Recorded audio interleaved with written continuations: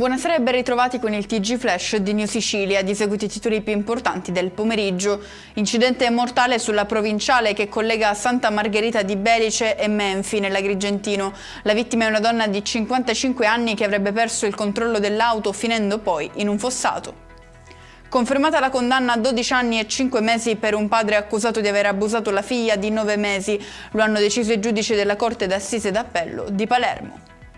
Intervento salvavita all'ospedale civico eseguito con successo su una ragazza arrivata al pronto soccorso in condizioni critiche e salvata con un massaggio cardiaco durato 1 ora e 47 minuti.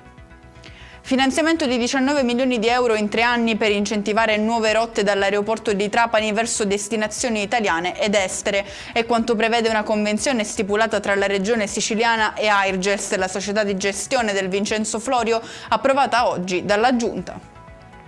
Persiste il maltempo in Sicilia, diventa da bersaglio nelle ultime ore di condizioni meteo avverse che non faranno un passo indietro anche domani. Ne è la prova l'allerta gialla diramata dalla Protezione Civile regionale sui territori di Ragusa, Siracusa e Catania.